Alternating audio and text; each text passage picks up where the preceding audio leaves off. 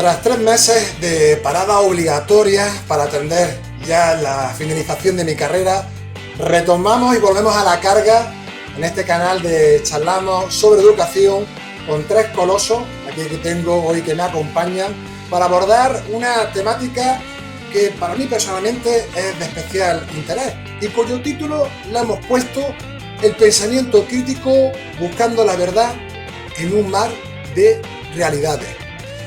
David, Josep, Alfonso, bienvenidos, buenas tardes y muchísimas gracias por una vez más atenderme a mi llamada, a mi petición y disfrutar, por supuesto, hablando y conversando sobre esta temática que, como decía, creo que puede ser no solo de nuestro interés, creo que también de otras muchas personas. Así que, David, si quieres comenzamos contigo, preséntate a la audiencia y todo tuyo la cámara.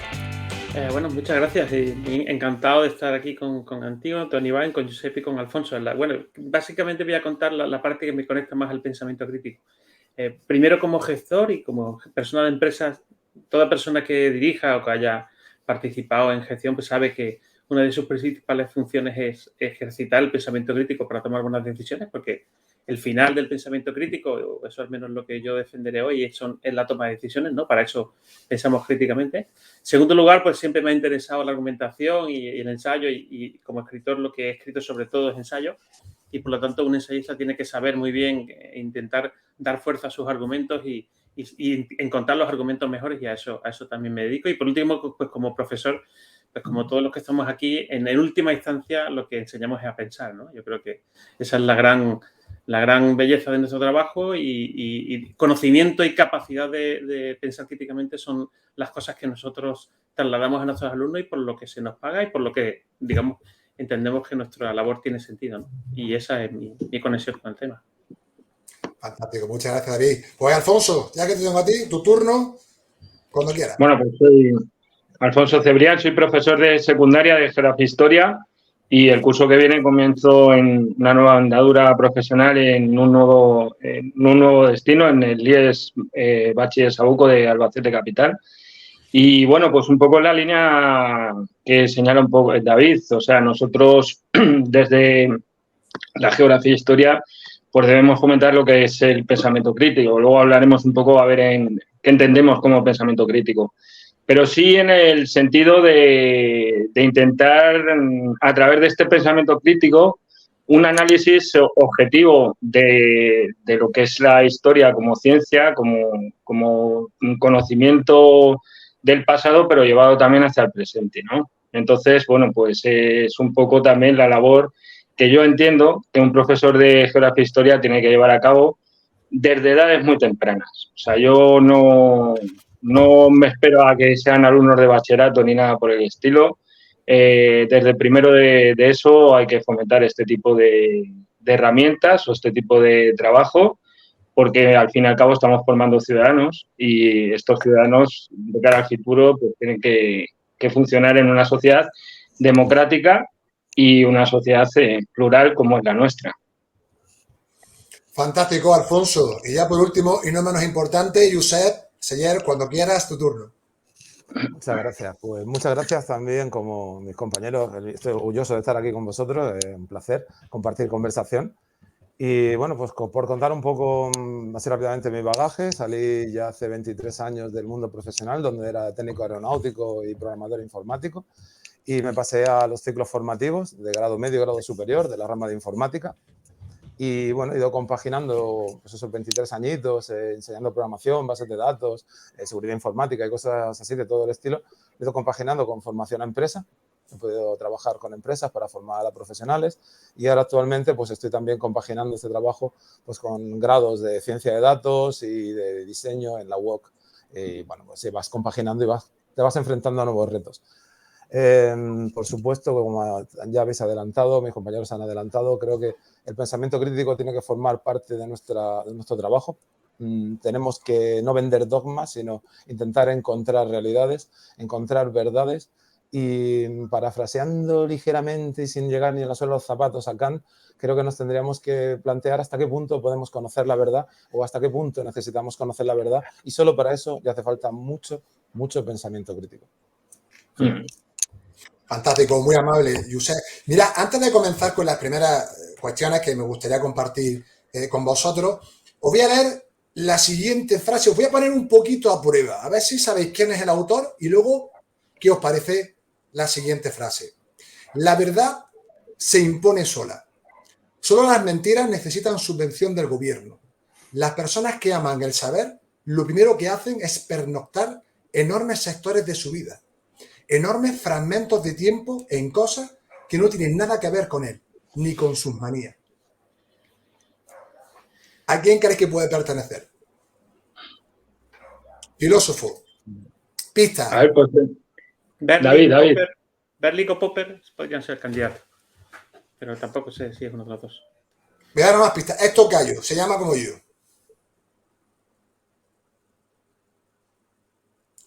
Pero Antonio o Iván. No, eso es cierto, matizo. Primer nombre, Antonio. Es cierto que el mío es muy difícil. Era un poco para romper el hielo. Es Antonio Escotado. Grandísimo. ¿Cómo no? Vale. Ostras, y se la oí. Mira, yo personalmente lo conozco porque lo he visto mucho por diferentes charlas, conferencias, por algunos de sus libros sobre todo, pero yo no lo conocía, ¿no? Y en estos últimos meses me he adentrado un poco en su vida, sobre todo a raíz de que el año pasado pues ya no abandonó esta figura que creo que es profundamente interesante, ¿no? Y vi este tipo de frases y quería comenzar compartiéndola con vosotros, porque también en cierto modo va muy relacionada con esta temática que queremos abordar en la tarde de hoy. ¿Qué os parece esta frase? ¿Quién empieza? Venga, Alfonso. Bueno, en fin, la frase a mí me resulta pues que abre bastantes caminos, porque claro, porque habla un poco de lo que es el individuo, la función del grupo, del Estado, cuando habla de la mentira subvencionada, etcétera. Es que claro, estamos en una época en la que punto por punto estamos pasando un periodo que punto por punto se puede decir que se está cumpliendo de alguna manera, ¿no? Entonces, claro, la preocupación que debemos tener como profesionales es que la verdad no tiene que ser solamente un acto individual, sino que tiene que ser un acto individual que repercuta positivamente sobre el resto de la sociedad. Lo que no podemos admitir es que desde el Estado o desde los que forman parte del Estado la mentira sea algo, como has dicho en la cita, algo subvencionado, ¿no? No puede ser que nosotros, como funcionarios públicos, en mi caso funcionario público, dentro de todos los planes de estudio y todo esto, esté la formación del pensamiento crítico, la objetividad, etcétera, pero luego, sin embargo, admitamos la mentira como una herramienta pues válida para conseguir los fines de determinado estado, de determinado pensamiento o ideología. No tiene sentido. Entonces, si tú tienes como objetivo la formación de un ciudadano crítico, tú tienes que asumir las consecuencias de que los ciudadanos sean críticos y te exijan en un momento dado cuentas de lo que se hace y de lo que no se hace. Porque al fin y al cabo es un poco el objetivo que debemos tener. No solamente un objetivo individual, sino un objetivo social. Entonces yo creo que es un poco el planteamiento que a mí o un poco la reflexión que me lleva a lo que has leído. Genial. Josep, venga, vamos contigo ahora. Bueno, pues a mí Antonio Escotado, sin estar siempre absolutamente de acuerdo con todo lo que dice, siempre ha sido una persona que me ha estimulado mucho a pensar, muchísimo. Y ya por eso ya hay que valorarlo, y así que te recomiendo que sigas leyendo cosas sobre él y viendo sus entrevistas, que algunas son geniales. Creo que aquí en esta frase también está muy acertado. Lo que es muy difícil es mostrar la realidad en una frase. No se puede, pero está dando puntos muy importantes de qué es la verdad subvencionada o no y de diferentes maneras, y qué es lo que te quieren decir que es verdad y qué es lo que tendrías tú que hacer para encontrar esa verdad, o por lo menos la parte de la verdad a la cual puedas acceder, que eso cada vez, ahora mismo en esta sociedad de la desinformación, cada vez cuesta más, porque ahora que tenemos acceso a tantísimos canales, ahora ya no sabemos ni cómo filtrarlos, ya no sabemos cuáles están manipulados y cuáles no, ni por quién. y te salen tantas variantes por tantos sitios que cada vez que encuentras un nuevo camino que parece que conduce a algo, resulta que detrás hay otras críticas, hay otras cosas. Opinar ahora mismo es tan fácil, echar mentiras ahora mismo es tan fácil, que ahora mismo encontrar la verdad en este mar, esto de navegar en Internet, a veces yo muchas veces en coña a los alumnos les digo, esperemos no naufragar en Internet, porque lo de la navegación cada vez se está haciendo más dura, ¿vale? Entonces, creo que estoy de acuerdo con Escotado y creo que estoy de acuerdo en que hay que pasar muchas noches investigando, muchas noches trabajando, pero que también hay que ponerle un tope, y eso lo hablaremos más adelante, y es, bueno, hasta cierto punto voy a ir ahí, voy a otear el panorama, pero luego, sobre todo, voy a salir a la calle y voy a palpar la realidad con mis propias manos y mis propios pies. Voy a pisar la calle y voy a hablar con las personas y voy a ver qué es lo que de verdad es la verdad. ¿Qué es lo que es la realidad? Porque muchas veces nos perdemos en la red, en los libros. Mira que me gusta leer, me encanta. Pero hay veces que una vez ya has leído, ¿eso cómo lo aplicas en tu vida diaria? ¿Qué aplicación le vamos a dar? Porque al final lo que realmente cuenta es tu día a día con las personas que quieres o con las que compartes aficiones, trabajos, 20.000 cosas y que no siempre te van a caer bien ni siempre vas a estar de acuerdo con ellos y que tienen su propia visión de la realidad. Y no es peor que la tuya, es diferente. Yo muy rápidamente, cuando leí la frase, no, eso de pernoctar, yo no tengo más remedio por a veces cuestiones laborales, pero aunque no fuese así, sí es cierto que estoy en una etapa de mi vida, llevo ya unos cuantos años, en lo que sí tengo esa curiosidad, digamos, de niño innata de querer descubrir. Y es cierto que en ocasiones me abruma porque hay un vasto océano de información y también en ocasiones me falta formación a veces para entender y comprender toda esa realidad vasta, ¿no? Que también a veces está, digamos, un poco contaminada o intoxicada por determinados medios, etcétera. Y David, yo no me entretengo más y ahora tu turno y somos todos para escucharte cuando quieras. A mí lo que más me interesa de Escotado, aparte que he leído su historia general de las drogas y tiene cosas súper interesantes, es sobre todo el deseo, ¿no? Antonio Escotado era un tipo que amaba la verdad y que deseaba conocer. Y esto es una cosa que creo que es nuestro gran punto ciego en el enfoque incluso de la educación contemporánea, ¿no? Cuando se habla de motivación, ¿no? Es decir, no hay nada que motive más que el deseo de saber y el amor a la verdad. Y eso es algo que nosotros hemos eliminado completamente de la ecuación. Lo hemos convertido en algo exógeno, ¿no? En algo que el profesor tiene que transmitir al alumno, motivarle, en que el padre tiene que transmitirle a su hijo, ¿no? Tiene que motivarle. Y entonces hemos acabado con la verdadera motivación intrínseca, ¿no? Que es que el deseo de saber es un deseo como el deseo sexual, incluso más fuerte muchas veces. Y lo que pasa es que hemos llegado a creer que el único deseo, digamos, que tiene seguramente valor comercial es el sexual, ¿no? Pero el deseo de saber es un deseo potentísimo, ¿no? Tú has hablado de tu curiosidad, ¿no? Eso es. Alguien decía que existe, que la cura para la ignorancia era la curiosidad y no existe cura para la curiosidad. Pues yo creo que es eso, ¿no? Hasta que no has enfermado de esa cosa de que intentas saber y no te das cuenta que es algo que no te va a abandonar nunca, posiblemente no vayas a transponer nunca la puerta del pensamiento crítico. Vas a transponer cierta puerta, te harás con ciertas herramientas, pero realmente la puerta grande del pensamiento crítico es el deseo de conocer y el amor a la verdad. Y es un amor que yo pienso que te puede dar para toda una vida, porque es un amor que, como han dicho Josep y Alfonso, está en tu vida corriente, ¿no? O sea, saber si te quieren, saber si estás trabajando donde tienes que trabajar, saber si el sitio donde vives es el que está para ti o debería ser otro. Claro, todo, cuando hablamos de la verdad, y me ha pasado incluso en algún claustro, no daré nombres, pero de posgrado, la gente se echa la mano a la cabeza y grita metafísica, ¿no? O sea, ¿verdad? Metafísica, esto es que estás hablando, ¿no? No, la verdad es una cosa muy normal, o sea, muy corriente, ¿no? Lo he explicado muchas veces e incluso en redes sociales hubo gente que se me echó encima por eso, ¿no? Yo tengo una visión muy modesta de la verdad y creo en una filosofía modesta que es adecuación a la realidad. Ya está, o sea, en la medida en que tus juicios, lo que tú piensas sobre tu pareja, tu familia, tu país, tu trabajo, tus decisiones, se acercan a la realidad, que no es un punto fijo, sino es una zona, cuanto más cerca estés, más posibilidades tendrán, ¿no? Y sobre todo, la vida con los ojos abiertos es distinta a la vida con los ojos cerrados. Hay un dicho ahí muy conocido de Bukowski, del poeta Bukowski, un poeta maldito, ¿no? Que venía a decir algo así como la inteligencia causa la tristeza, ¿no? El conocimiento te deprime, ¿no? Cuanto más sabes, menos deberías saber, ¿no? Es una idea absolutamente errónea, fácil de comprobar que es errónea, usando el pensamiento crítico. Basta con hacer una investigación que tarda unos 30 segundos en Google entre la correlación que hay entre el coeficiente intelectual y depresión, ¿no? Sería una medida muy sencilla de saber si la gente más lista lo pasa peor. No es exacta, no es... Hoy vamos a hablar de verdades suficientes, ¿vale? No de verdades absolutas ni nada por el estilo.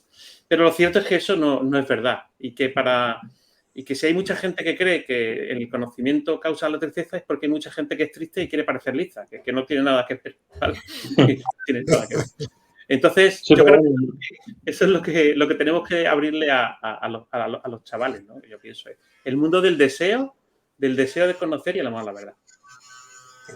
Sí, pero bueno, también está el tópico de la felicidad del ignorante, ¿no? Sí. Sí. Hay que ser ignorante para ser feliz ignorante. Es una cosa como muy obvia, pero o sea, no vale hacérselo, ¿vale?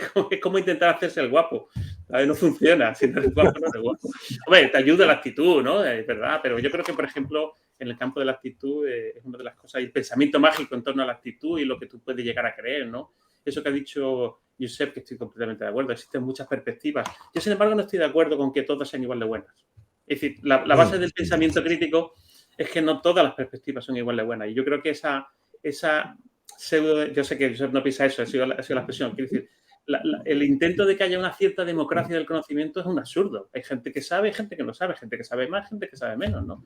Yo, por ejemplo, no sé nada de física o sé muy poco, ¿no? Entonces, intento callarme cuando alguien habla de física y escuchar, ¿no? Y la propia idea de que todo el mundo tiene su verdad es uno de los grandes destructores del pensamiento crítico, ¿vale? El subjetivismo y el relativismo son, pienso yo, las dos grandes fuerzas modernas que están destruyendo el pensamiento crítico, ¿no? Y aparte, por supuesto, el poder y la política, ¿no? Y ahí entroncaríamos con aquello que dijo Felipe González no hace mucho de que la verdad es lo que se vota, ¿no? Es una idea peligrosísima y absolutamente perversa, ¿no? La verdad no se vota. Y esto la gente tiene que entenderlo muy bien, no se vota.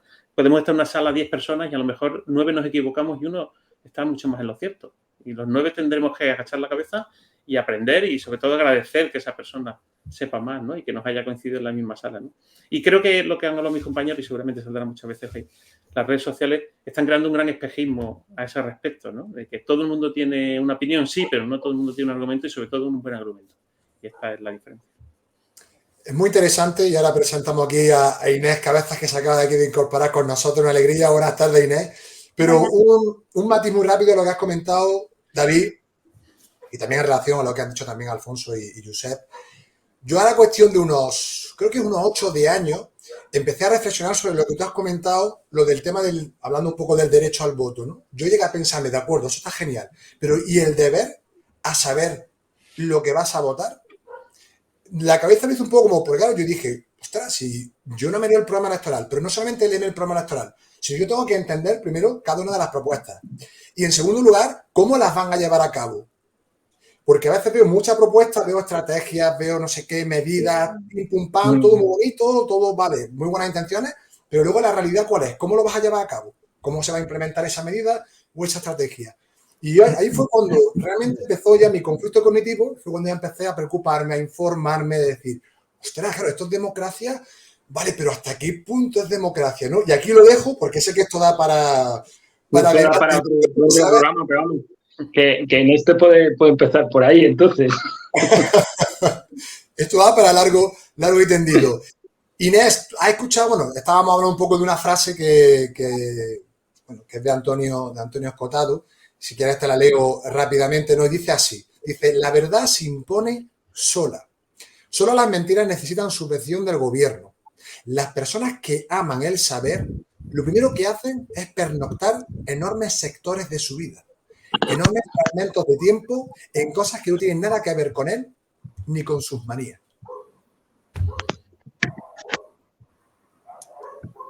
¿Hablo? ¿Qué te sugiere? A ver, yo tengo una postura muy clara sobre la subjetividad de las personas. Es verdad que existe una verdad fuera parte de nuestro pensamiento, las cosas tú puedes grabarlas con una cámara y se ve lo que ha ocurrido, pero hay ciertos aspectos de nuestra vida, sobre todo de lo que está relacionado con los seres humanos, en los que la verdad no es una, la verdad es un poquito más compleja, sí o no. La verdad está relacionada con personas y cada persona puede tener un punto de vista y todos pueden tener una parte de razón.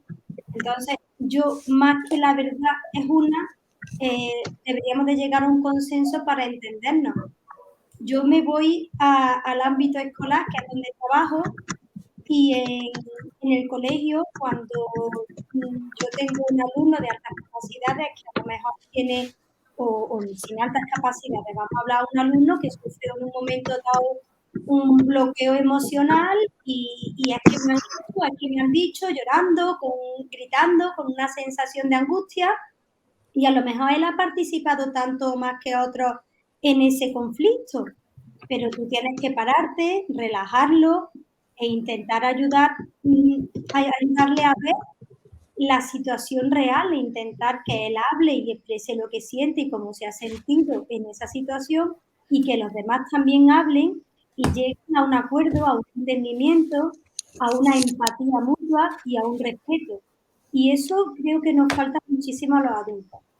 Entonces, la verdad, pues sí, hay cosas que son verdad o son mentiras, pero hay cosas que se tergiversan para poner de mal o en una postura perjudicial a ciertas empresas, ¿no? O a ciertas circunstancias, y al final todos tienen un poquito de poder en esa situación. Perfecto, muchas gracias, Inés. Mira, ahora voy a pasar ya al bloque, que además lo he titulado a raíz de un artículo que me encantó de David Cerdá. Yo, perdonadme, pero me encanta leer a David, aprendo mucho, me hace reflexionar. Yo sé, David, que antes hemos estado hablando y ya hemos hecho aquí nuestro pacto, ¿vale? Eso ya sabes tú que es nuestro.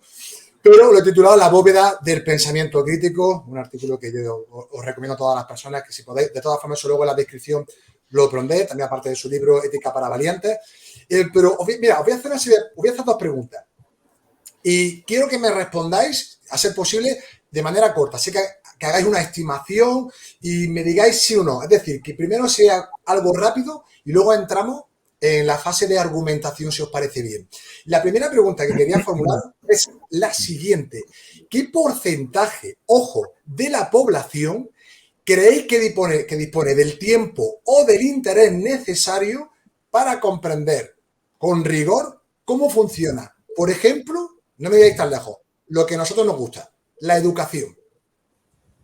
¿Qué porcentaje creéis? Habladme, empezar si queréis uno, dame una cifra, aunque sea estimada, que más o menos creáis que puede darse a nivel general. Sé que es complicado, pero es como una pequeña prueba que sí me gustaría preguntaros para saber más o menos qué percepción tenéis en relación a esa pregunta. Empiezo yo. Ni el 1%.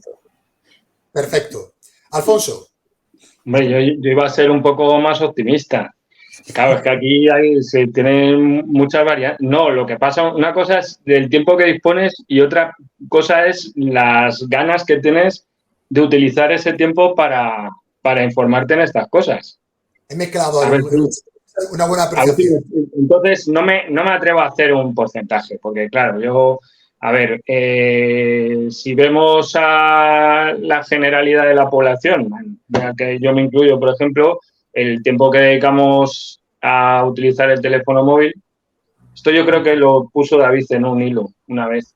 Es un tiempo que no es un tiempo de rendimiento hacia el trabajo, el conocimiento o tu formación. Entonces, claro, no sé. Voy a hacer un tiempo corto. A mí me hace difícil hacer un porcentaje. Y ahí lo dejo. No quieres mojar, ¿no? Yo pensaba que era ahí un poquito. Venga, perfecto. Yo qué sé, es que claro, pues puede ir desde el 1%, como dice Josep, hasta el 100% de la producción. Menos, he dicho menos, luego lo argumentaré, pero menos. Perfecto.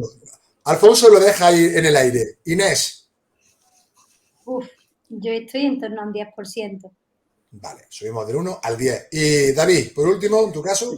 Yo diría muy poca y quizá por mi defecto de formación en todo el pensamiento crítico nunca emplearía porcentajes, ¿sabes? Porque el propio empleo de porcentaje ya... Pero creo que no es tan importante cuánta haya, sino que debemos trabajar para que haya cada vez más. Yo en esto soy un hacedor. No me importa tanto la foto, que la foto es importante, pero yo creo que hay menos que hace 10 años. Y debería haber más cada vez, porque una sociedad que avanza es una sociedad en la que cada vez hay más gente que puede ejercer ese pensamiento crítico y pensar, informarse, etc. Lo que han venido con las redes sociales, Internet en general, pero las redes sociales en particular, ha sido un avance muy potente de la ignorancia. Y eso es algo que tenemos que empezar a decir ya en alto y ponerle freno, porque si no ponemos freno a las herramientas, digamos, a las empresas que se están lucrando con nuestra ignorancia, nuestra indignación y nuestra polarización, pues la sociedad va a seguir empeorando, ¿no? Entonces, tenemos que de algún momento echar pie en pared. Yo, casi más que saber el porcentaje, quizás estaría más cerca de Josep que otra cosa, pero quiero decir, yo creo que lo que hay que reconocer es que vamos a peor desde hace unos años y que, por lo tanto, tenemos que rebelarnos y que tenemos que reaccionar. Me gusta tu observación, David, pero me tenéis que perdonar. Tengo ese defecto también de formación, del baloncesto, de los porcentajes, de los tiros, que desde siempre me han fascinado y a veces me resulta inevitable preguntar por algo cuantitativo, pero cuando realmente lo significativo es lo cualitativo, no tanto lo cuantitativo, aunque a veces también nos puede ayudar a dar ciertas pistas en determinadas situaciones. Y la segunda, que también sé que no es compleja, pero bueno, aquí sí quiero, si queréis también que os mojáis, pero es la siguiente pregunta. ¿Creéis que existe algún medio de comunicación que sea 100% objetivo? No. Venga, va. Esta es más sencilla, creo, ¿no? Yo también un poco, no, Sí. puede que haya alguno, pero... A ver, tu primera Si lo pregunta... conocéis, También te eso aquí, ¿no? decírmelo, ¿eh? Si conocéis a uno, yo quiero saberlo. Claro, ese es el tema, ese es un tema. Tu primera pregunta tenía mucha trampa y luego ya me expandiré un poquito a explicar por qué es menos del 1%. Porque, claro, es una pregunta y si haces esa pregunta, aunque estoy con David, que es absurdo poner un porcentaje, con todo el respeto, porque no lo sabemos, Sí. lo vamos a ver, pero has hecho una pregunta, entonces había que darle una respuestilla y un poco aproximada. Esta siguiente que has hecho es... A ver, yo estoy seguro que tiene que haber medios de comunicación que sean idealistas y que se pongan dinero de su bolsillo por dar a conocer la verdad. ¿Vale? Eso de que los principios te cuestan dinero, de tu bolsillo, no del dinero de otro. Pero fíjate que la mayoría de los medios de comunicación que están subvencionados deben su dinero a otras personas. Entonces, puede haber periodistas que sí sean totalmente honestos, pero esos periodistas igual no publican en esos medios o no publican en ciertos medios porque no les dejan publicar, porque no gustan sus opiniones, porque se les censura, porque el periódico debe su capital, debe las nóminas de todos sus trabajadores, debe ese negocio, porque muchos periódicos, no nos olvidemos, buscan el beneficio económico porque son empresas, no dejan de ser empresas, y ahí en ese momento, en el momento que entra el dinero en juego, se corrompe todo lo demás. Entonces aquí, mira, aquí he hecho justo al revés, en lugar de dar una respuesta corta, me he expandido y he dado la respuesta larga. Eso que te ahorra ya para la siguiente. Entonces, yo simplemente digo que puede. Perfecto. Alfonso. Yo, a ver, que haya un medio de comunicación 100% objetivo, no hay ningún medio de comunicación 100% objetivo. Pero tampoco es algo que a mí me resulte excesivamente preocupante porque como lector, en este caso de periódicos, ya veo que soy un poco antiguo en esto, como televidente o como quieras, si con mi pensamiento crítico sé discernir lo que me está queriendo vender ese medio, pues evidentemente no me preocupa en exceso. Lo que habría que ver es qué tipo de medio estamos viendo, ¿no? Es decir, si tenemos un medio de información general en el cual se busca un porcentaje alto de objetividad, pues bueno, sabemos que existe una línea editorial, sabemos que existe un capital, como dice Josep, al que en cierto modo se deben. Es una empresa a la que se deben también, de alguna manera, y entonces también responden a unos ciertos intereses que hay que conocer. Entonces, si tú, por ejemplo, compras un determinado periódico, pues normalmente compras el periódico que está más en consonancia con tu forma de pensar, que esa es otra, ¿no? O ves el canal de televisión que está más en consonancia con tu forma de pensar. No vas a ver el informativo que lanza ideas que son contrarias a las tuyas porque se te puede amargar la cena, ¿no? O la comida. Eso lo hacemos, ¿no? Entonces, bueno, y luego también, pues oye, también tenemos que saber pues, a qué nivel de sensacionalismo se está buscando. Ahora mismo tenemos un problema, en esto estoy de acuerdo con David, que es en Internet y las redes sociales, que es el clickbait, ¿no? Es decir, buscar un titular muy explosivo y tú te quedas con ese titular. Luego el cuerpo de la noticia y el desarrollo de la noticia no tiene nada que ver con el titular. Y esto lo están haciendo todos los medios de comunicación y esto es lo que es para mí realmente preocupante. Y entonces, evidentemente, ahí es donde nos están fallando. Nos están fallando y mucho. Todos, todos, sin excepción. Inés, cuéntanos. Yo no pienso que haya ningún medio objetivo.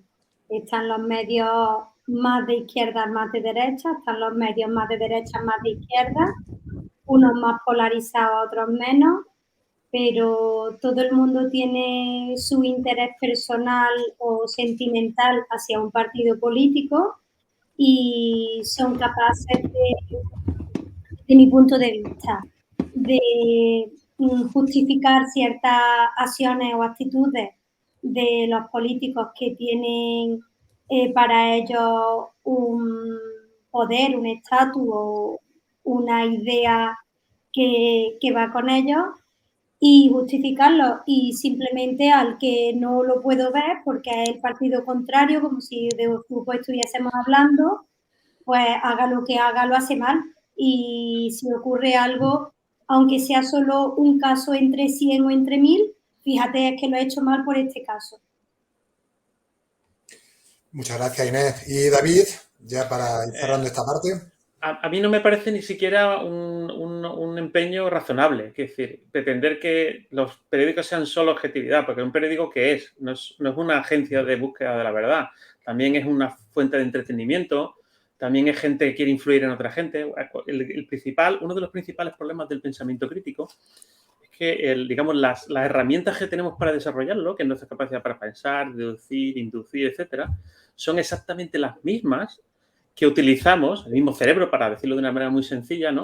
Los mismos canales intelectuales son los mismos que utilizamos para intentar convencer a los demás, ganarnos su confianza. Es decir, el órgano sirve para muchas cosas. No solo sirve para buscar la verdad, ¿no? Sirve para convencer, sirve para enamorar, sirve para un montón de cosas, ¿no? La misma capacidad que a ti te sirve, o las mismas herramientas para intentar saber si realmente pues, algún político dice la verdad o no, es el mismo que tú tienes para intentar ligarte a alguien en un bar. Es que es el mismo mecanismo, es el mismo canal. Solamente hay una autopista, ¿no? Entonces, pretender que haya una objetividad total es absurdo. Lo que no debemos de caer es en el amarillismo, tenemos que subir de nivel. Yo creo que la idea siempre es la misma, no ir hacia maximalismo, sino, oye, el nivel ahora mismo es bajo, ¿no? La propia profesión periodística está bastante humillada, ¿no? Yo creo que hay dos profesiones que han sufrido mucho en los últimos años, que son la banca y los periódicos, ¿no? La banca porque en lugar de dedicarse a la banca, pues son comerciales de cosas y gente que intenta colocar a gente mayor cosas y, bueno, eso les deprime a ellos, a la mayoría. La gente en general es honesta, ¿no? Y al propio periodista que tenía una idea de búsqueda de la verdad, pues habrá criado supongo, viendo películas de Estados Unidos, donde hay otro tipo de periodismo también, etcétera, y ahora se encuentra con que tiene que estar a servicio de según qué cosa. Entonces, lo que tenemos que subir el nivel, ¿no? Y lo que tenemos que no conformarnos con que baje y pretender un 100% de objetividad sería absurdo. Pero, hombre, por lo menos no mentiras gruesas, por lo menos no una tergiversación muy... Y sobre todo que haya controles, ¿no? Y que el periodismo sea un órgano de control a la democracia, porque eso quizás siempre se le llama el cuarto poder, ¿no? Eso quizás sí se ha perdido, ¿no? Y siente la democracia. Pero claro, para eso tenemos que comprar periódicos, ¿vale? Y para eso se tiene que ganar la gente con los periódicos, ¿no? Si queremos que todo sea gratis y yo quiero informarme por Facebook, etcétera, pues lo que le ha pasado a esa gente es que básicamente les han robado, ¿no? Es decir, las plataformas de redes sociales les han robado su acceso a nosotros y nosotros, por pagarlo gratis, creyéndonos que nos ahorrábamos un dinero en periódicos, que como Alfonso, que el lector de periódicos sabe que es una basura comparado con lo que pierdes de credibilidad, comparado con lo que pierdes como ciudadano, pues hemos caído en la trampa, ¿no? Nos han hecho esa trampa y hemos caído en ello. El ciudadano es cómplice de lo que está pasando. El ciudadano no puede salir de rositas de eso y no puede pensar, y tú lo has razonado muy bien, Antonio Iván, que tenemos deberes. No podemos quejarnos todo el día de lo que pasa allá afuera sin darnos cuenta que nosotros como ciudadanos hemos renunciado a nuestro deber de ser críticos y de exigir y tal. ¿A cambio de qué? De ser consumidores satisfechos y de tener cosas aparentemente gratis que nos cuestan carísimas, ¿vale? Porque nuestra atención vale mucho dinero, ¿no? Y esas 2 horas pasadas a lo mejor haciendo el tonto en Instagram, etcétera, eso es tiempo que nos han robado y nosotros alegremente lo hemos considerado una especie de libertad muy tonta, ¿no? Nosotros tenemos que asumir nuestra parte en ello. Estoy muy de acuerdo, David. Cuando hago esta pregunta y ahora yo matizo, esto también está relacionado con lo que tú comentabas, no es simplemente culpar al vecino, siempre de que algo va mal. Tú estás relacionado con la psicología, que es el locus del control externo, que es siempre culpar de lo que me pasa a mí a los demás. Creo que aquí la ciudadanía, las personas, tenemos también un papel muy importante y de responsabilidad ante este tipo de situaciones como las que estamos presentando aquí ahora mismo. Yo sí, a ver, y esto es una opinión muy personal, cuando voy a un medio de comunicación, un medio de información, a mí al menos me gusta que haya rigor. Es decir, si veo que, como decíais con el clickbait, muy famoso para captar la atención, que sé que también eso es, bueno, procesos cognitivos nuestros, que ellos saben cómo funciona la mente para precisamente, como comentabais todo, en tu caso, David, captar la atención. Pero claro, si uno tiene esos mecanismos, que ahora entraremos precisamente, ¿no?, en el pensamiento crítico, tú vas a tener mayores herramientas para saber discernir, oye, esto lo que busca es que me meta aquí y luego a lo mejor, pues, yo qué sé, hablando malamente, ¿no? No te cuenta nada que sea del interés o que no tenga realmente una relación con lo que viene siendo el titular. Porque luego, como decía Alfonso, cuerpo y desarrollo, te pones a leer y dices tú, pero bueno, este titular, ¿a qué viene, no? Con lo que es realmente, con la información profunda que se vierte en ese periódico, en ese entrevista o lo que sea, cualquier tipo de artículo. Y ya si avanzamos con la pregunta ya clave de hoy, que es la siguiente. ¿Qué es el pensamiento crítico? ¿Quién se anima a comenzar a romper el hielo con regalar una respuesta que no es sencilla a esta primera cuestión? Yo mismo, y así dejo que luego el nivel suba y se dispare, ¿no? Mejor que los más bajitos empecemos primero y luego ya un cañón hacia arriba. Me pido segundo en ese caso. Espérate que a ver si me vas a poner una plataforma para que me tire directamente al vacío, ¿sabes? Bueno, yo voy a dar una pequeña descripción de un amigo de David Cerdá, que hemos hablado últimamente de él, un filósofo de cabecera suyo, que me gustó mucho una definición. Bueno, tiene algo que ver, vale, dijo alguna cosa, pero le he añadido alguna cosilla mía. Yo creo que en realidad lo que estamos hablando del pensamiento crítico, o lo que se tiene que tener en cuenta cuando hablamos de pensamiento crítico, es que en el fondo esto viene a ser una conversación interna con mucha calma y muy reflexiva sobre aquello que en ese momento te preocupa. Yo no puedo hacer pensamiento crítico ahora mismo así con vosotros si no he reflexionado sobre un tema, ni estoy puesto en el tema. Por ejemplo, antes has hecho una pregunta, ¿qué tanto por ciento crees? Pero claro, has matizado en una serie de conceptos, me ha hecho pensar y entonces a partir de que he reflexionado sobre lo que preguntabas, que no sabía si ibas a preguntar sobre docencia y tal, puedo sacar algo. Pero necesitas un mecanismo, necesitas una conversación interna. O sea, tienes que hablar contigo mismo, tienes que reflexionar y para eso necesitas ciertos conocimientos, cierta capacidad y mucha paciencia. No te puedo dar una respuesta rápida. Muchas veces dices, quiero pensamiento crítico ya. ¿Pero qué dices? Déjame que me lo mire, déjame que me lo estudie.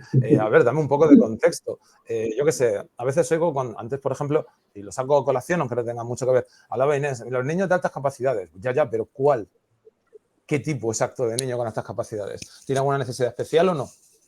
Simplemente un niño con una alta capacidad, pero que no tiene una necesidad especial a la cual cuando le ponga un reto se me bloquee, se me desmorone, como ya he tenido casos muy recientes, y durante 15 días esté totalmente anulado porque le hemos puesto un problema y no ha habido forma luego de sacarlo del bloqueo porque le ha superado el hecho de ver que no podía resolverlo cuando siempre lo ha encontrado tan fácil. ¡Wow! Aquí ya tenemos contexto. Entonces, el pensamiento crítico requiere una reflexión profunda y requiere tener calma para analizar exactamente el problema. Si no tenemos esa calma ni tenemos esa base para poder investigar sobre aquello sobre lo que queremos tener un concepto más cercano, no digo la verdad, sino más cercano a la verdad, más cercano a la realidad, pues no tendremos pensamiento crítico. Y a veces cuando hay una conversación en el aula, ahí difícilmente va a salir pensamiento crítico. Hay un brainstorming, hay una serie de opiniones, hay una conversación y de las reflexiones que surjan a partir de lo que se ha hablado, ahí podrá salir pensamiento crítico. En el momento de confrontación de ideas, que ya es muy positivo, porque esa es otra, que es una conversación sino es algo donde yo pueda influir en tu pensamiento y tú puedas influir en el mío, sin necesidad de que eso suceda, pero puede. Tú das pie a que eso suceda. Si no, ya no estamos hablando de una conversación. Es como cuando decíamos, por ejemplo, los medios de comunicación. Es que lee un periódico. Ya, pero leyendo un solo periódico es muy difícil que tú ejercites el pensamiento crítico. Tienes que leer también los del otro lado. Porque hay una parte en el otro lado que será cierta aun con toda su demagogia. Entonces, si quieres tener un pensamiento crítico, al final tendrás que leer uno, otro y el otro y decir, bueno, aquí se les ha ido a los otros, ¿qué está pasando? Y si ves que no te aclaras, pues lo que he dicho antes, siempre que estés en un entorno donde puedas palpar un poco qué está pasando, te darás cuenta si realmente, por ejemplo, la tecnología y el móvil es perjudicial o no. Porque podemos tener pensamiento crítico sobre el uso de las tecnologías, del móvil y las redes sociales en el móvil, y unos dicen que sí, otros dicen que no, que se puede aprender, que es perfectamente válido, que en el aula te ayuda un montón. Cada uno te va a dar una historia, ¿vale? Puedes leértelas todas y puedes ver cómo hay gente que te dice que haciendo un Kahoot las aulas le van estupendamente y los niños aprenden un montón, y otros que te dicen que no sirve absolutamente de nada y que es una pérdida de tiempo porque empiezan a hacer la respuesta, empiezan a poner cualquier cosa, les importa un pimiento, si aciertan o no aciertan, risas si aciertan, risas si no aciertan, y terminan la tarde y dicen, mira, hemos hecho un Kahoot, pues mira, eso que nos hemos ahorrado aprender. Ostras, pues no era ese el objetivo, ¿eh? Entonces, al final uno tiene que ir a su aula y mirar qué efecto tiene el móvil en ellos. Y ves el efecto que tiene de auténtico enganche. Están enganchados. Sí, algunos tienen 10 horas diarias, 10 horas diarias de consumo de móvil.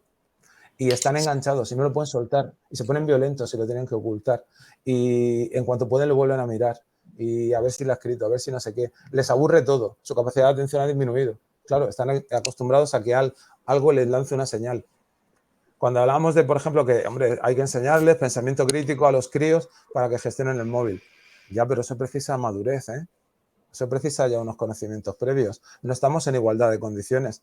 Yo no puedo enseñar a un niño para que tenga la misma madurez que el ingeniero de Silicon Valley que ha diseñado la aplicación web porque sabe exactamente a qué partes de la pantalla miramos, ante qué colores reaccionamos y ante qué mensajes rápidamente saltamos como resortes, y que tiene unos estudios y tiene una capacidad alucinante. Yo no lo puedo comparar con un crío y decirle, venga niño, te voy a dar unas lecciones de pensamiento crítico, ahora te voy a dar un móvil y ahora vas a tener un uso responsable de esta herramienta. Espera, no tengamos tanta prisa.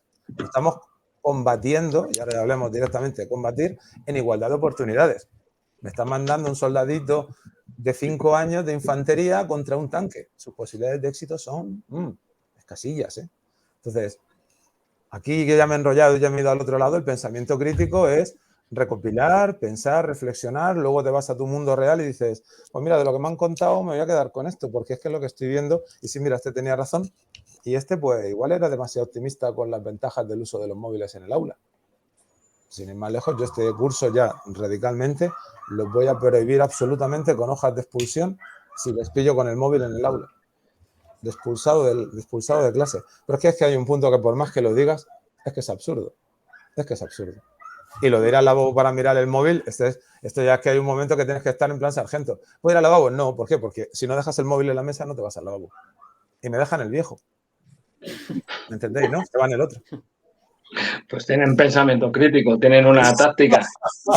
Audacia. Eso no es pensamiento crítico. Eso es una de las partes que tiene la verdad. Y es que la verdad es que somos indominables. Es que siempre vamos a ir a hacer lo que nos dé la gana. Y claro, tú puedes prohibirlo en clase, que tú no tienes que prohibirlo. Pero claro, si le dejas ir al lavabo, yo no me voy a meter en el lavabo a ver si tiene el móvil. Que lo mire. Es su problema. También estoy de parte de traspasar responsabilidad, que es una de las cosas que ha dicho David. Hay un momento en que yo tengo la pelota, esto es un partido de baloncesto, me das a mí la pelota y dices, chico, pero es que me estás pidiendo que ataque yo contra 10, ¿sabes qué? Vamos a hacer lo contrario, toma la pelota para ti, ahora ataca tú. Entonces, le vamos a pasar la pelota al alumno, le vamos a pasar la pelota al alumno y va a decir, tu responsabilidad es esta, tendrás que hacerte cargo de ella. No voy a estar yo vigilando, no voy a estar yo no sé qué, sino pasarle en parte la pelota. También habría que ayudarles, porque tampoco olvidemos que están enganchados a los móviles. ¿Vale? Están enganchados, entonces habría que ayudarles. Y una forma de ayudarles, aunque luego digan, no, es que no se puede prohibir, la prohibición. A ver, si es por un bien, la prohibición debe ejercerse. Y todo el que diga que no, no sé en qué mundo vive. Pero si en clase el móvil es perjudicial, tienes que prohibirlo. Otra cosa es que luego en su casa se pasa el día con el móvil. Bueno, pues ahí están sus padres. esta es su familia. Si se lo quiere permitir, yo no entro. Es su casa. Si luego no habla, no se relaciona, no sale de la habitación y tal, bueno, está con su familia. Tiene que hacerse cargo de su familia. Claro, pero en el aula, que tenemos que fomentar ese clima de aprendizaje, ese interés. Ahora mismo es una de las batallas más difíciles que tenemos, lo de que tengan interés. Porque el interés se lo despierta una aplicación que activa sus resortes mentales y que les interesa. Están con un juego, están con un no sé qué, están con historias, se están riendo, y siempre reírse de una chorrada en un vídeo corto es mucho más ameno que lo que tú les estés explicando, para la mayoría. Aunque habrá algunos que tengan interés en aprender. Pero es que es muy difícil que tengas interés en aprender cuando te has pasado toda la noche viendo vídeos, que llegas a las 8 de la mañana, que no sabes ni dónde estás, que llegas dormido, que el crío te reconoce que se ha acostado a las 5. Sí. Y a las 8 lo tienes en clase. Estamos jugando en igualdad de condiciones. ¿Veis que estamos enviando a niños pequeños con un casco y una pistola de juguete contra un tanque? Bueno, en este caso con un móvil, contra un tanque. Pues no va a salir bien, no va a salir bien. Entonces, ¿veis? Ahí ya cuando le metemos contexto, un poquito de contexto al asunto y pisamos terreno real y vemos lo que le está pasando, con toda la información que ya hemos acumulado, de gente que te decía que esto bien, esto lo otro, que te potenciaba el uso del móvil incluso, que lo potenciaba en el aula, pues dices, vamos a ver, ¿qué saco yo de aquí? Sí. Y luego ya entramos una en cosa, la parte más práctica. Para terminar y ya paso a otra persona, lo hemos hablado más de una ocasión, Josep, es el tema del contexto. Muchas veces cuando se dan determinadas, ya no sé si opiniones o argumentos, en este caso en relación al uso de las TICs, ¿no? Como algo bueno, algo positivo o negativo, hay que ver el contexto, hay que ver realmente qué está ocurriendo ahí y en base a ello actuar. Y yo creo que aquí el que más o el que menos hemos sido adolescentes y sabemos que también es una etapa concreta esa que es complicada, rebeldía, y si en cierto modo no ponemos límites, los adultos, anda que yo termino, que a mí mis padres no me llegan a poner determinados límites a cuestiones mías, yo no sé cómo hubiese acabado, porque yo era un bala perdida y me hubiese ido de todo a saber. Entonces yo creo que esa parte es importante tenerla en cuenta. Y no hablo más y pasamos quién se quiere animar ahora o lo decido yo. Bueno, yo, si te parece, Alfonso, lo del pensamiento, bueno, yo lo que he dicho antes de que comenzáramos la grabación es que el pensamiento crítico muchas veces lo confundimos como que tienen que pensar como nosotros decimos, ¿no? Es decir, ese pensamiento crítico consiste en que tú sigues estrictamente las pautas que yo te estoy dando y tienes que terminar pensando igual que yo porque yo tengo un pensamiento crítico muy desarrollado y muy maravilloso y muy estupendo. Luego también confundimos a veces, desde mi punto de vista, que el pensamiento crítico es el que está siempre en contra del poder o el que está siempre en contra de lo establecido, ¿no? Es decir, que como yo siempre voy a la contra porque tengo un pensamiento crítico, ¿no? Entonces, a mí me parece que son posturas siempre muy maximalistas, ¿no? Yo estoy en posesión de ese pensamiento crítico, yo estoy en posesión de esa rebeldía constante en contra del poder, en contra de lo establecido, cuando realmente pues, criticar consiste en discernir aquellos elementos que forman parte de una esencia, en cierto modo, ¿no?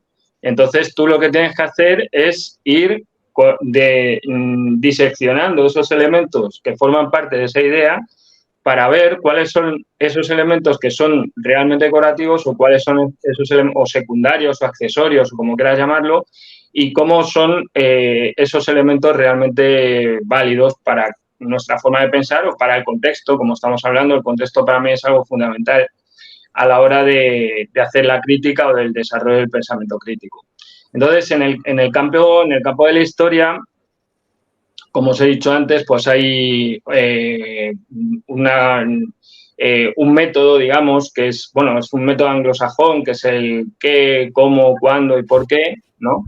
Que son preguntas que tú de alguna forma tienes que ir desarrollando y contestándote para analizar correctamente el hecho histórico, ¿eh? Entonces, evidentemente, lo que buscas ante todo es la objetividad.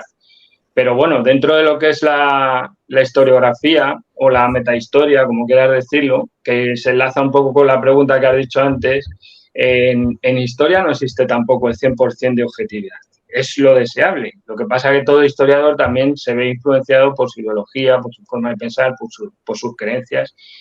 en fin, como ser humano, ¿no? Digamos. Entonces, evidentemente, ¿qué es lo que buscamos o qué objetivo nos planteamos a la hora de desarrollar el famoso pensamiento crítico? Yo creo que es dar una serie de herramientas para analizar lo más correctamente posible el contexto en el que estamos viviendo en este momento, ¿no? Porque hablar del bien y del mal también son términos, hombre, a ver, yo creo que hay una serie de líneas rojas que no son aceptables, o sea, no son pensamientos aceptables y que el pensamiento crítico debe demostrar que no son aceptables, pues como puede ser, pues qué sé yo, el racismo, la xenofobia, la homofobia, en fin, todos este tipo de sentimientos irracionales que buscan una diferenciación entre los seres humanos, que no respetas al prójimo o que le quieres imponer una forma de vivir determinada, ¿no? Incluso llevando o utilizando la violencia como un método lícito para imponer tus ideas. Y debemos tener en cuenta que muchos de estos pensamientos totalitarios también parten de lo que ellos llaman el pensamiento crítico, ¿no? Entonces, evidentemente, para mí es algo muy complejo, pero sobre todo huir del dogmatismo, huir de las ideas absolutas, huir también de esto es que como lo digo yo, tiene que ser de esta manera, ¿no? Siempre y cuando pues hay que conseguir que si un alumno o una alumna te consigue rebatir con argumentos, aunque estos argumentos pues sean más o menos válidos, pero los ha intentado investigar, los ha intentado razonar, estamos por el buen camino. Estamos por el buen camino. Y entonces esto es a través de la investigación o del fomento de la investigación, en el caso nuestro de la investigación histórica, de la utilización de las fuentes, de la utilización de fuentes de forma más correcta, ¿no? El saber leer. Leer es muy importante.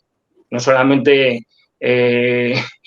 a memorizar como si fueras un papagayo, es que hay que saber leer, hay que saber interpretar lo que estás leyendo. Y leer de forma interpretativa o de una forma correcta es leer de forma crítica, es decir, yo quiero entender las ideas secundarias, las ideas principales y quiero entender qué es lo que me está transmitiendo este autor o esta fuente o lo que sea, ¿no?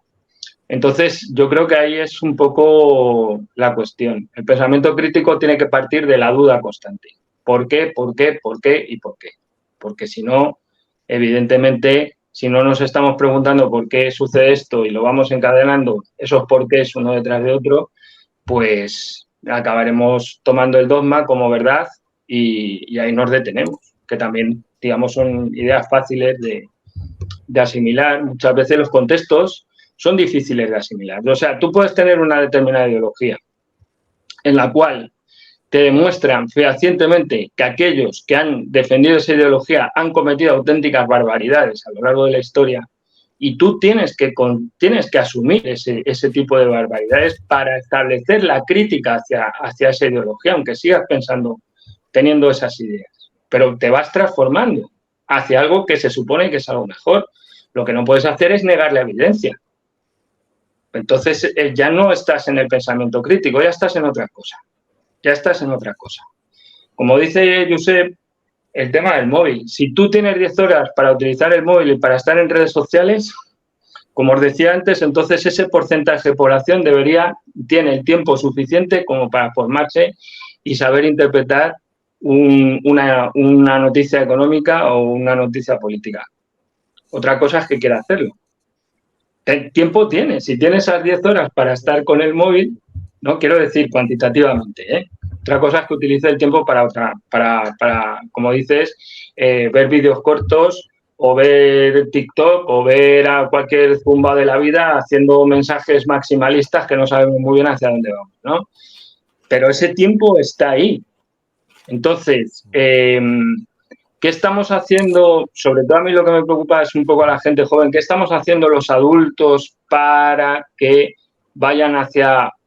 para que utilicen ese tiempo precisamente para fomentar lo que llamamos el pensamiento crítico? Que a mí, yo insisto, me parece que es una palabra que suena muy grande, suena muy, muy rimbombante, ¿no? Pero luego hay que ir un poco a ver en qué consiste, que es un poco lo que a mí realmente me preocupa. Fantástico, Alfonso.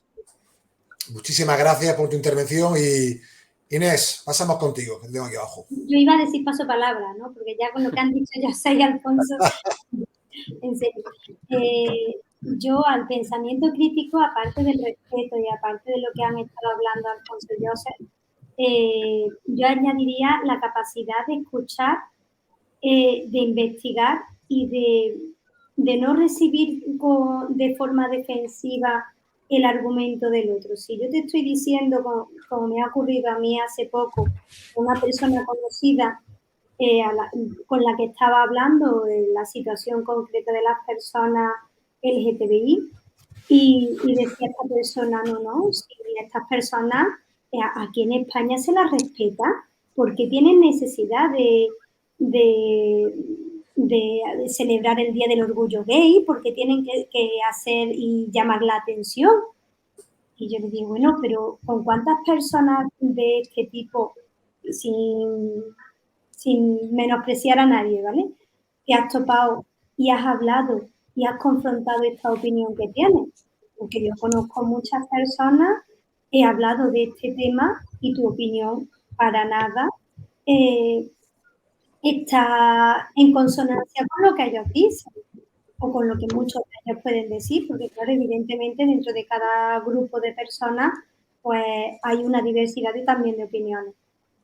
Pero no se paran a escucharte cuando tú le dices eso o dices cualquier otra cosa que no va en la línea de su argumentación o de su pensamiento, y dicen, no, eso es mentira.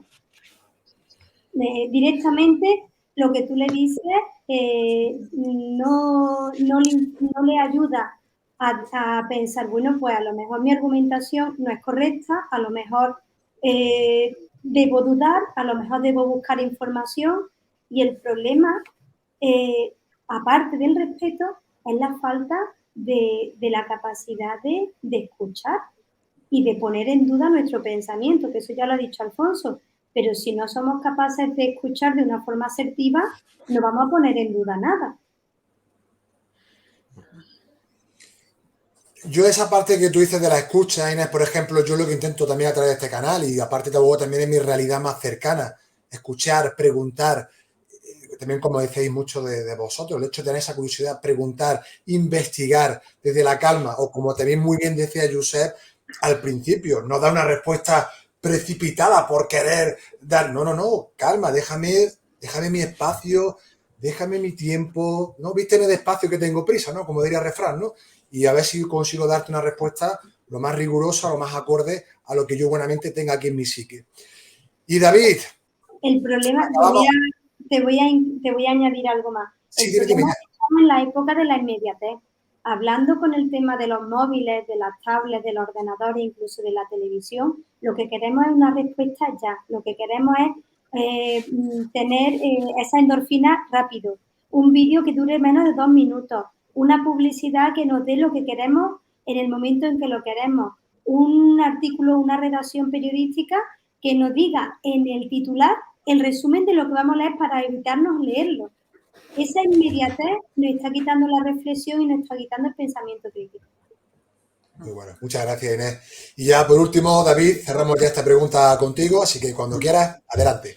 Bueno, pues yo creo que voy a recoger ideas de mis compañeros y darles simplemente otra visión. El pensamiento crítico es el método para buscar la verdad.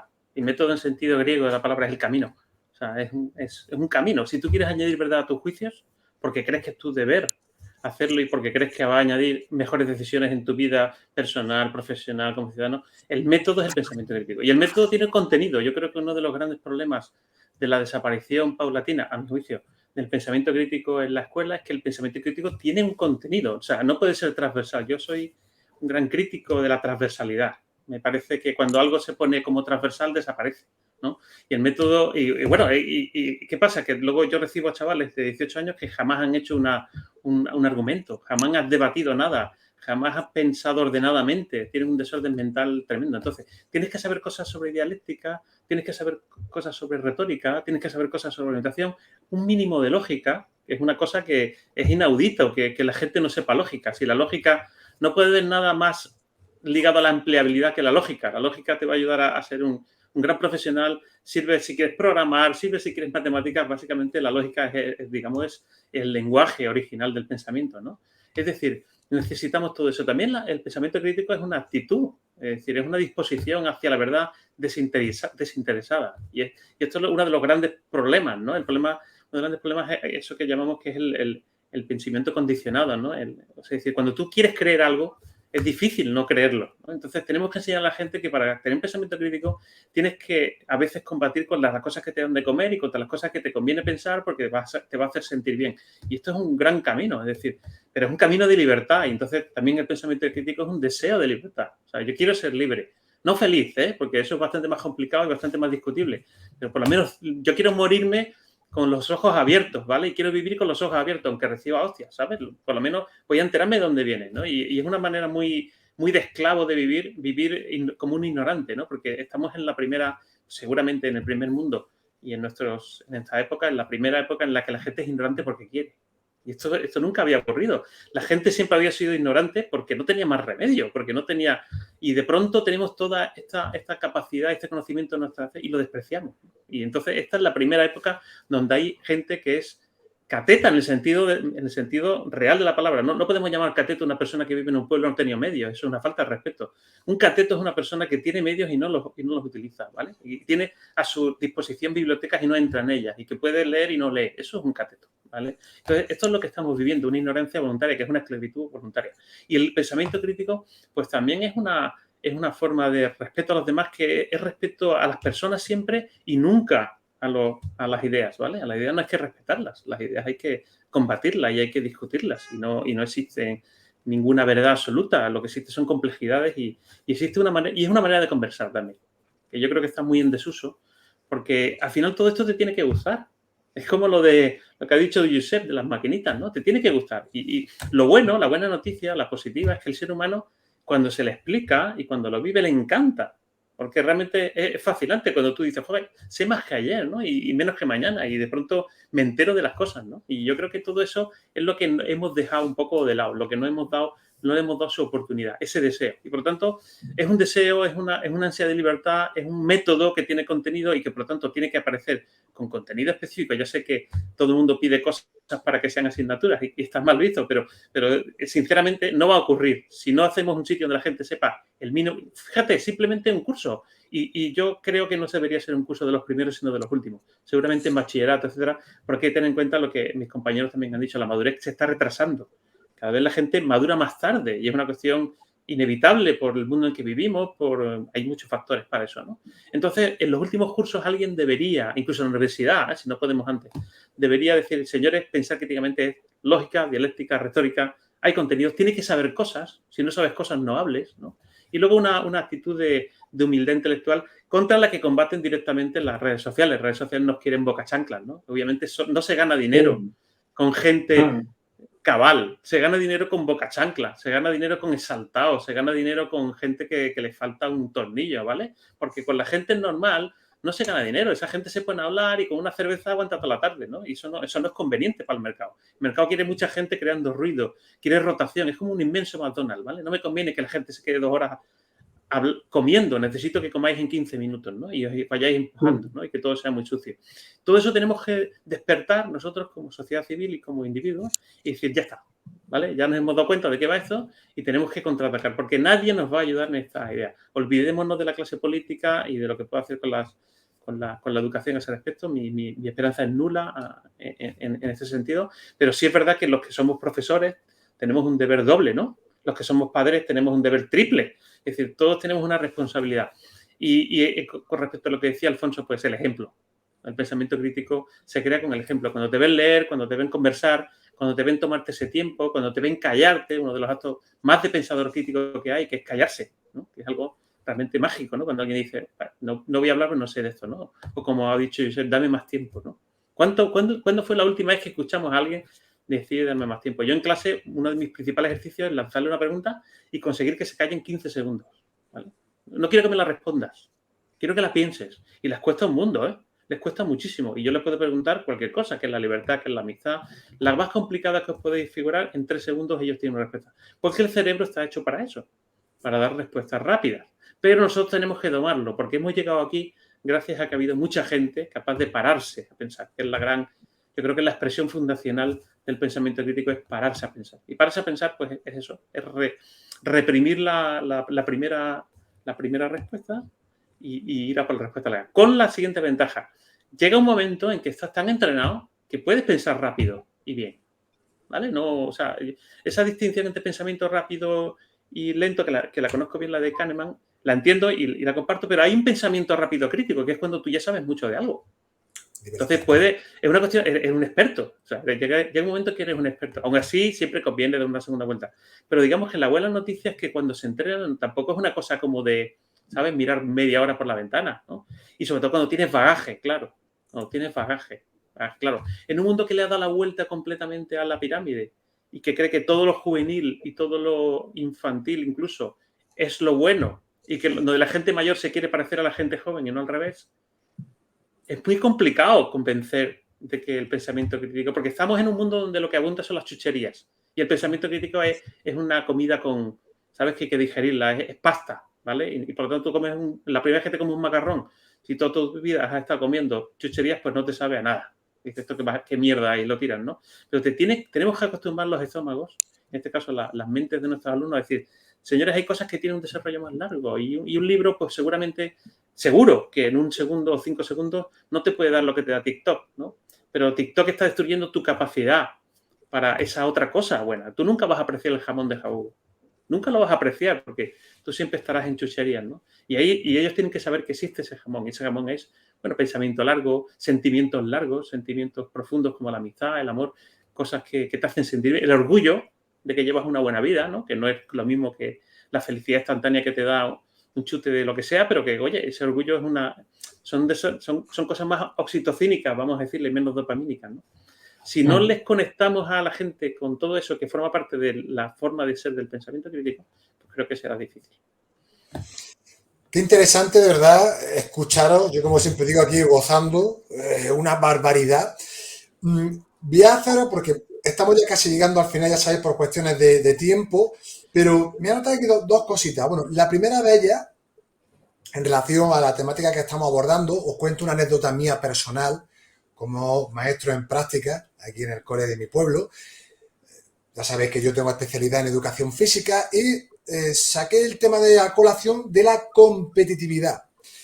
Y recuerdo que una alumna, cuando estuvimos debatiendo, ella me dijo, pues le pregunté, neta, ¿qué opinas tú sobre ello? Y se me queda así parando y dice, pues maestro, ahora mismo no tengo la respuesta. Y le dije, no tienes por qué dármela ahora mismo. Es decir, muchas veces no lo sé, creo que es una respuesta muy válida. No sé qué opináis al respecto, porque a veces siempre queremos dar una respuesta que estaba relacionada, y comparto lo que tú decías, David, en cuanto a la mención que hace de Daniel.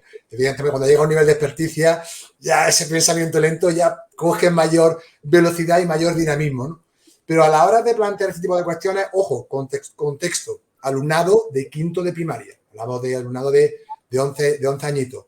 Pues yo resalté esa respuesta porque a veces parece que como que no sabes, te da vergüenza, ¿no? Decir, oye, pues no lo sé, o déjame que piense más tiempo para reflexionar sobre qué respuesta darte. Y creo que ese aspecto, y me gustaría también eso, pues saber vuestra opinión, a mí personalmente lo considero muy importante, no el hecho de preguntar algo y ya, venga, voy a responder lo primero que se me venga a la cabeza sin antes haber parado un poquito a reflexionar, sobre todo, como digo, en ese contexto que hablamos de alumnado de quinto de primaria.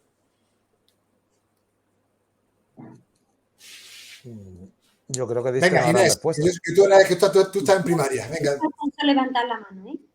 O Alfonso, me da igual. No, yo he hecho un gesto de... Bueno, pero venga. Vamos a ver. El decir que no sabes una cosa, pues es que no es que te honres, sino que es que forma parte de la naturaleza. No, yo muchas veces a mis alumnos les digo, mirad, yo es que no soy una larusa andante. Hay fechas que no me acuerdo, que no las tengo que mirar. No te preocupes, que yo lo miro, me documento y al día siguiente, con tiempo, te contesto. No pasa nada. Creo que reconocer que no sabes todo me parece importante.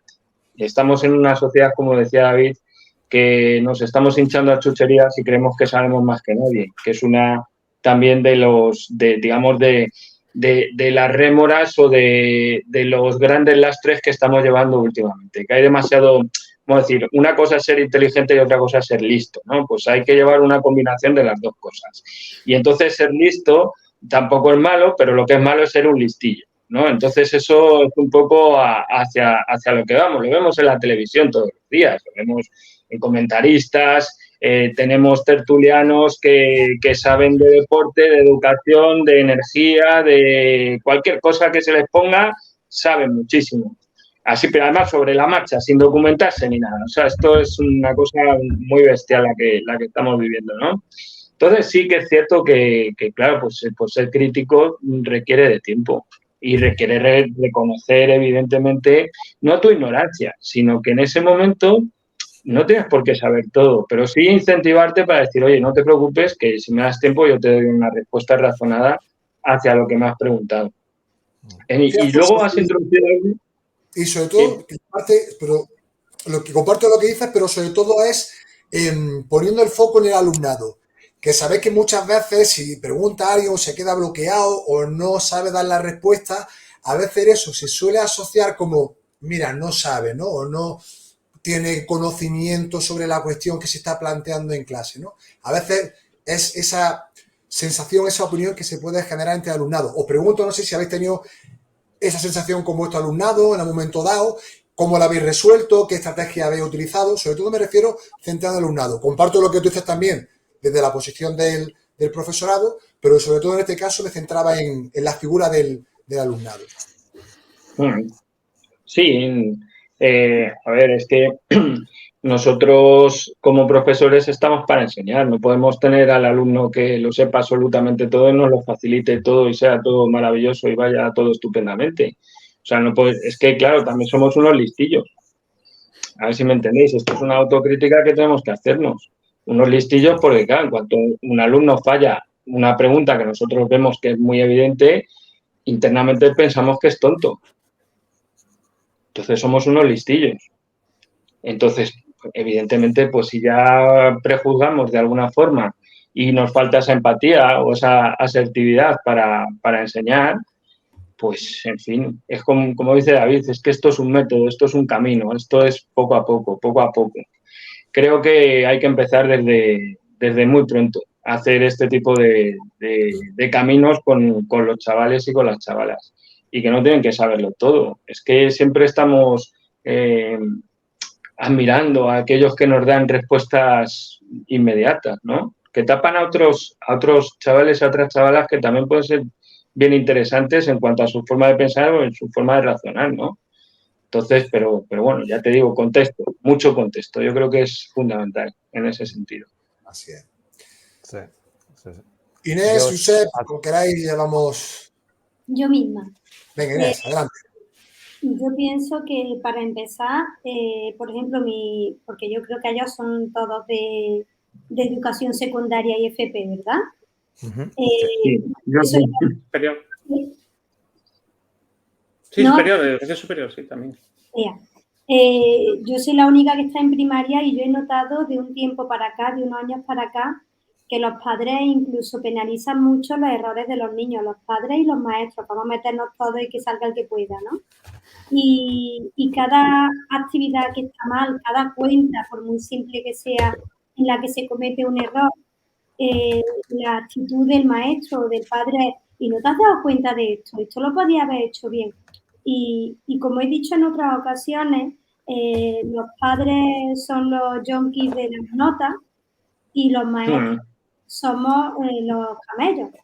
Pues, por desgracia, es así. Al final lo que importa es la nota, y mira que en primaria salen con el mismo certificado, el que lo lleva todo suspenso y el que lo lleva todo un 10. Pero lo que importa es la nota y puedes decir, mi hijo ha sacado un 9, ha sacado un 10.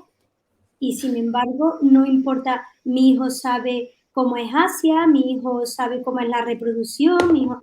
No, eso no es algo interesante de demostrar ni de enseñar. Y volviendo al tema de la penalización, yo siempre he intentado en clase fomentar el hecho de que al colegio venimos a aprender, que lo sabe todo, ya se puede ir del colegio. Intentando quitarle miedo al fracaso, intentando quitarle miedo a la falta de respuesta, porque muchas veces se callan por no equivocarse. Yo he tenido alumnos que después de hacer una actividad de un comentario de texto han borrado totalmente la respuesta y prefieren entregarlo en blanco por el miedo a lo que me van a poner. Y eso es muy triste. Entonces, deberíamos de intentar fomentar lo positivo, ver el vaso medio lleno más que el vaso medio vacío y no darle tanta potencia, tanto valor a las notas. Esto daría para otro, esto nos dará para otra charla. Inés, ya sé, tú estás todas las notas, ya sabemos que hay también, hay un debate también ahí intenso en relación a ello. Y ya para ir cerrando, caballeros, Josep y David, porque ya me quedan 5 o 6 minutos, como sabéis, porque me toca ir a trabajar, así que quiera de los dos, Josep, tú mismo. Dejo terminar a David. Yo creo que le diste la mejor respuesta. O sea, si te dice que no lo sabe y la felicitas y dice, bueno, pues mañana me lo explicas, es lo más honrado que podemos hacer. Muchas veces contribuimos nosotros con nuestras prisas porque nos den una respuesta a respuestas precipitadas. Luego, claro, son respuestas que no han sido pensadas, no han sido razonadas y evidentemente pueden ser incorrectas. Entonces, luego nuestro siguiente grado de culpa es, después de haber ido con muchas prisas, ahora cómo reaccionas ante una respuesta incorrecta, que probablemente la has provocado tú por ir con demasiada prisa. Si vamos a tener una conversación entre alumnos y profesores y estamos hablando de un tema y, por ejemplo, lanzamos esa pregunta que genera un debate, en una conversación no hay penalizaciones. Tampoco te voy a poner un positivo si me la respondes bien. Lo único que necesito es que haya participación, que haya reflexión. Entonces, te voy a dejar tu tiempo. Si no lo sabes, perfecto, pues no lo sabes. Otras veces he sido yo el que he dicho, pues mira, esto ahora mismo no lo sé. O otras veces he rectificado algo que estaba explicando y que cuando estaba desarrollando ese algoritmo, pues ese algoritmo no ha salido exactamente, porque a veces voy improvisando para que la clase sea más real. Porque si lo llevas todo preparado, eso ya es un refrito donde le quitan mucha creatividad a la clase. Entonces, les pides, venga, dadme un problema, hacemos un algoritmo que lo resuelva. Pues ahí ven que tú también te equivocas. Ahí ven también tu reacción ante el error. Eso también les motiva, aunque a veces se metan, porque la aprovechan ya para, venga, a ver, el profe también se equivoca. Evidentemente, ¿qué te pensabas? ¿Qué pensabas? Pues a la hora de enseñar, también deberíamos enseñar a actuar ante una pregunta, a actuar ante el fallo. Ver cómo reaccionas tú ante tus propios fallos también les enseña a ellos. El que se sientan con seguridad a equivocarse y no pasa nada. El que no busque la respuesta corta, porque nunca les dejo que me digan si sí o si no funciona un algoritmo, sino por qué. Y en qué casos no. O a veces empiezo una pregunta, mientras estoy explicando, comento algo y digo, ¿verdad que sí? Y todos, sí. Es mentira. Acabo de decir una mentira. Digo, ¿verdad que sí? Y solamente me valen los que dicen no. Entonces les hago ver, pero ¿me estáis escuchando? Entonces eso hace que estén más atentos. Entonces, a ver, ya con 20 y tantos años uno aprende ya muchos trucos. No todos buenos, algunos sí, otros no. Aprenden muchos trucos y entonces tienes que ponerlos en práctica para que la clase sea una clase viva. Porque si no es una clase viva, no hay transmisión de conocimiento. Que ya sé que no queda nada bien decir lo de la transmisión de conocimiento. Pues lo siento, niños, hay transmisión de conocimiento. Sí, yo tengo el conocimiento y lo estoy intentando transmitir a vosotros para que seáis incluso mejores que yo. Pero que vosotros no sabíais esto. Yo sí me lo he preparado y yo lo estoy transmitiendo de la mejor manera posible para que os llegue. Luego internamente ya construyáis vuestra versión de todo esto, seáis capaces de hacerlo igual que yo o mejor, pero evidentemente para que haya una transmisión de conocimiento el canal tiene que estar limpio, porque si en el canal hay mucho ruido, mucha interferencia o el canal está agotado, pues no hay transmisión. Yo puedo hablar y ellos están allí, yo hablando para que nadie me escuche, ellos haciendo así sin escucharme o haciendo así mirando por abajo y mirando el móvil, sea la que puedan, o detrás de la pantalla del ordenador mirando algo, no sé qué, pues claro, necesitas que haya un poco de vidilla. Entonces, el hecho de decir no lo sé, pues perfecto. El hecho de equivocarse, si es una respuesta meditada, sin ningún problema. Si lo han dicho por salir del paso, entonces, ¿por qué has dicho que sí? ¿Solamente por salir del paso? No es eso. Claro, eso ya a través de la observación ya uno también lo va evaluando. Perdonadme que el tiempo me suena la señal del pitido final del partido y quiero acabar con David. Y además, lo que tú decías ahora mismo, Josep, está también muy relacionado con lo que habéis comentado, que Alfonso también ya había hecho mención David, el tema de la ejemplaridad, de dar ejemplo al final. una persona referente que a través de sus buenas acciones, de ese ejemplo, de esas actitudes, al final también genera un impacto muy importante en el alumnado. Y David, cerramos contigo en relación a esta última cuestión. ¿Alguna aportación que quieras compartir ya con todos nosotros? Sí, bueno, yo aparte de agradecer la invitación, de decir que yo creo que lo que tú has nombrado es el quicio justo, ¿no? Hay un clic ahí entre que una persona cuando recibe una pregunta y no lo sepa y se sienta humillado porque no lo sepa, entre que recibe esa pregunta y sea capaz de anticipar el futuro placer de que vas a verla. Y ese momento, cuando ocurre eso, tú ya has entrado. Cuando dejas de vivirte la ignorancia como una humillación y como algo que te hace menos, sino como me acaban de dar una oportunidad para un futuro placer. En ese momento, pues yo creo que todo encaja. Pues, familia, pues con esto ya tengo que poner el punto y final. La ventaja va a haber segunda parte porque el segundo bloque se nos ha quedado ahí. Yo sabía que esto iba para largo, pero como siempre, lo digo de corazón, 1.000.000 de gracias siempre por vuestra atención, por vuestro cariño, por vuestro tiempo. Esto siempre es una... ¿Lo podemos llamar situación de aprendizaje? ¿Os gusta o...? Vale. Siempre se aprende y nada más que os digo, que seguimos en contacto por redes, por móviles, y nada más que disfrutéis mucho del verano y a todas aquellas personas, como siempre digo, que estéis allí, pensamiento crítico, mensajes, cualquier tipo, esta es vuestra casa y nada más, esto es todo. Os mando un abrazo muy fuerte y nos vemos en una próxima edición de Charlamos sobre Educación. Familia, fuerte abrazo. Hasta luego, gracias. Un saludo. Gracias. Hasta luego.